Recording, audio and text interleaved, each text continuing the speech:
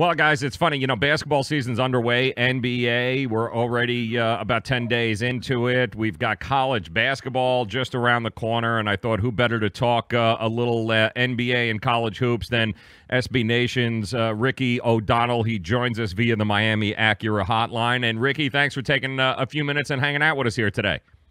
Thanks for having me, Joe. No problem. All right, let's start first and foremost in the NBA, and I think maybe the best storyline thus far is the fact that Laker fans are devouring each other, and there might not be any living Laker fans before it is all said and done here. We've got the Kobe Lakers, we've got the LeBron Lakers. Man, is it too much too soon with this organization? I mean, are Laker fans, are their expectations just all out of whack here? It's really beautiful, isn't it? Already you've seen when LeBron missed those 2 free throws the other night, Lakers fans were tweeting, Kobe would never. Meanwhile, of course, Kobe Bryant has missed some clutch free throws before in his career, too. These Lakers fans just latch on to the legend of Kobe to such a significant degree and are always pitting him against LeBron. It's going to be a fascinating dynamic to see how that plays out because the Lakers fans don't seem to view LeBron as a quote-unquote true Laker. Meanwhile, LeBron on the other side is saying, hey, I signed a 4-year deal here, while meanwhile the last few years in Cleveland I was playing on a 1-year deal. So LeBron really did make a commitment to the Lakers. I think it's really just a byproduct of this 0-3 start. There's no doubt the competition in the West is going to be one of the greatest challenges of LeBron's career this year, whereas it seemed like he had an easy path to the NBA Finals every year in the East. In the West, it's going to be tough for this Lakers team just to make the playoffs. They're going to need some significant improvement out of their young guys, starting with Lonzo Ball and Brandon Ingram. Also, you look at their veteran free agent signings, Rondo, Lance Stevenson, JaVale McGee. The money they gave to those guys, I think, would have been a lot better spent on someone like Julius Randle, who they let get away to the Pelicans. He's had a really strong start for New Orleans. The Lakers just have a lot of problems right now, and, it's going to be up to LeBron to win those fans over, and I can't wait to see if he can do it. And I know a lot of talk also, when you start 0-3, Luke Walton, I mean, I feel terrible for this guy. I think he has the makings. He can be a pretty damn good NBA coach, but he's part of the other regime. This isn't a magic hire. Does he make it the year? Do you think Luke Walton long-term is the guy for this job with, like you said, LeBron made the commitment 4 years. Can Luke Walton survive 4 years with LeBron? Probably not. I mean, ultimately, it's going to come up to what Magic and LeBron want to do. Remember, LeBron basically got David Blatt fired after Blatt took him to the finals without Kevin Love and Kyrie Irving that 1 year. And LeBron was justified in that because Ty Lue won him a title against the 73-win Warriors team. So I bet that Luke Walton is probably under a massive amount of pressure right now, and it's going to be really hard for him to keep his job. But there's nothing else he can really do besides for put it all in LeBron's hands, let him run the show, and hope these young guys develop a little quicker than they have been so far. And also Ricky O'Donnell joining us, SB Nation, NBA writer, also covers college hoops. So far, the offensive numbers are just off the charts, Ricky. I know they had some rule changes that have affected maybe the scoring, but really we're on a record pace with the amount of points being scored thus far in a week and a half of NBA action. Are you surprised on how many points are being scored right now?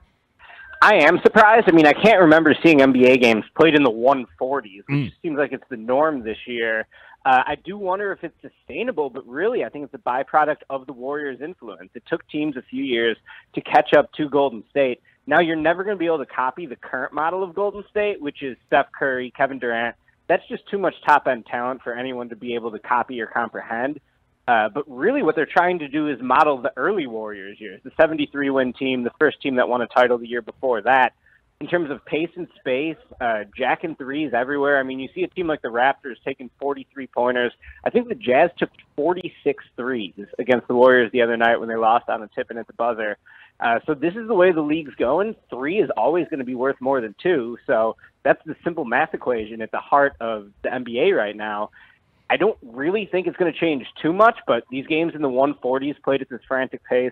There's no doubt basketball has evolved overnight, more dramatically than anyone could have anticipated just over the last couple seasons. Yeah, no, it certainly has, and a lot of eyes have been on Blake Griffin. New city, new team, new uniform. He comes out last night. He drops 50, just a total offensive explosion. I don't know that anybody thought that Detroit was going to be a contender this year, but certainly early returns with Blake Griffin and what they've been able to do with this team.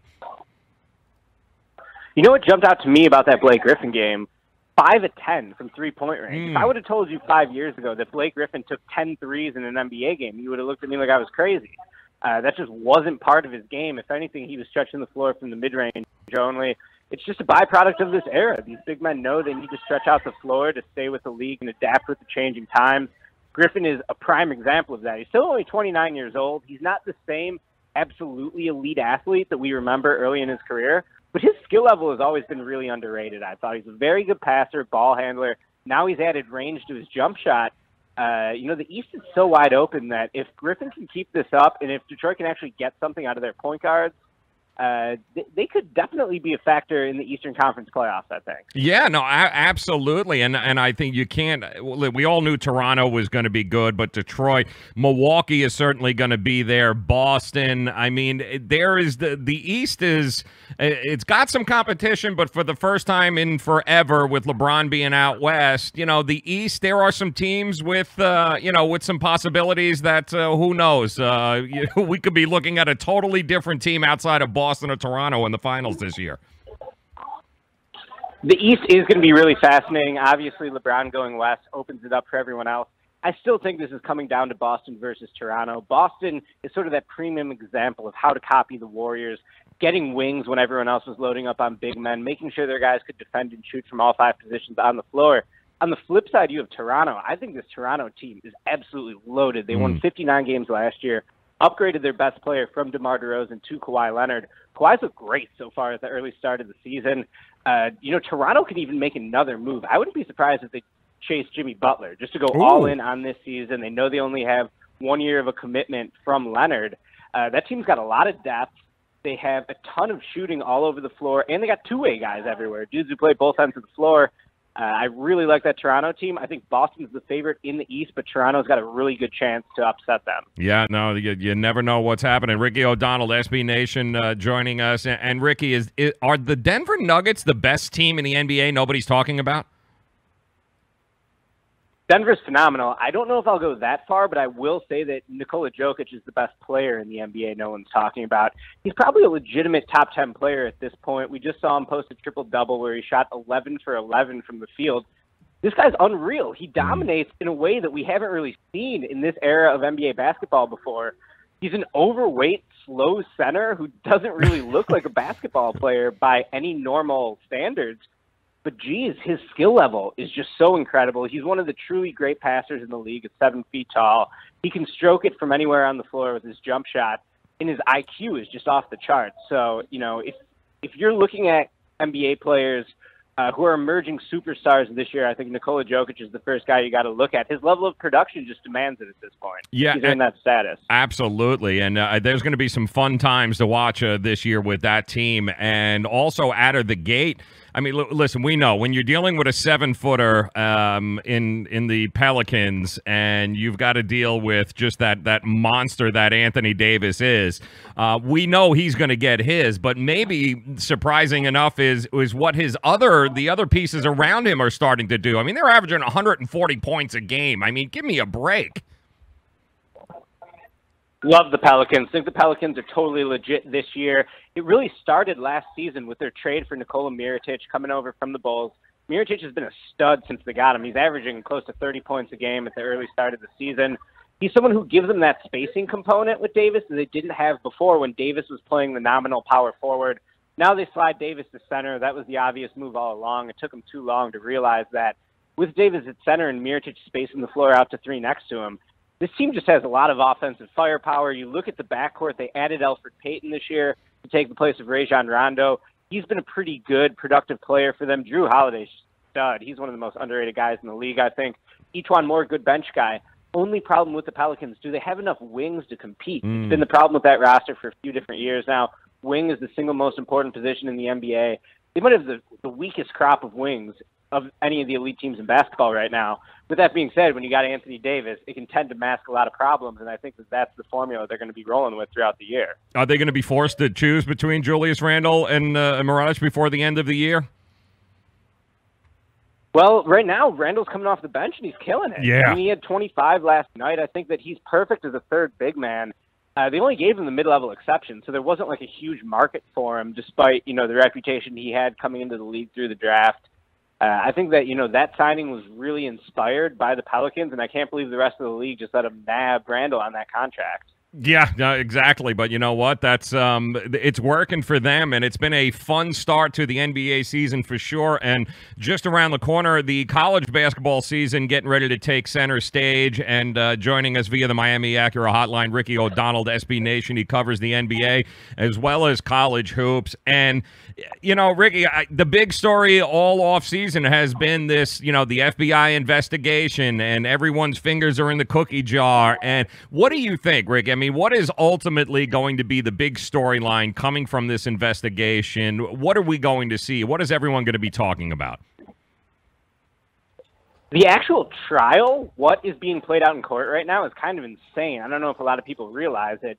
It's two Adidas executives and an agency runner who are currently defending themselves. And what the prosecution is trying to prove is that universities were defrauded by these men, meaning that the universities were working within the strict confines of the NCAA rules to play fair, and that these guys were going behind their back and paying players under the table. It's an absolutely ridiculous concept that anyone with half a brain could sniff out before this even went to court. To me, the real intrigue for the trial is just all of the details that come out. Today we saw Kansas basically suspend Silvio De Souza, one of their better big men, whose name has been popped up throughout the trial, getting money from Maryland, also getting money from Kansas and Adidas. So I think the details are what's going to be really juicy, even if the verdict doesn't really matter. Obviously the universities were not defrauded in this. That's an insane concept. There's been a black market in college basketball for 60, 70, 80 years. It's because of amateurism. As long as the players aren't allowed to get a piece of the pie, there's always going to be a black market. So to me, it's what details are going to come out during this trial, and then how will the NCAA punish them? That's what's going to have a bigger impact just on the sport this year and in the future. Are there any of the big blue bloods in serious trouble here when it all comes said and done? I mean, the Kentuckys, the Kansases, the Louisville, we already know their issues there. But are we looking at some serious sanctions being handed down to some of these blue blood franchises? You never know. The NCAA drags its feet on everything. Their discipline is so uneven, and really all of this is so stupid because it's the NCAA's fault in the first place for clinging to amateurism, which everyone agrees is an outdated model. It's tough for me to sit here and say what the discipline is going to be, but I wouldn't be surprised if the NCAA does, swing a big stick and levy some punishments here. We already saw Kansas, lose to Souza today. He was going to be a key player for them, so we'll see what else comes out, but I would not be feeling comfortable right now if I'm a Louisville fan, a Kansas fan, or any of the other programs primarily involved in this investigation. It's going to get fun. A lot of drama. It is officially basketball season, both NBA and college getting ready to go underway, and nobody better to follow than Ricky O'Donnell, the SB Nation. Make sure that you guys check him out at SBN_Ricky. Make sure you follow him on Twitter. Always some great stuff. And Ricky, a pleasure talking to you, brother. Thank you so much for taking some time. Look forward to doing this again, man. Thanks for having me, Joe. You got it. Ricky O'Donnell, SBNation.com. Make sure you guys check him out.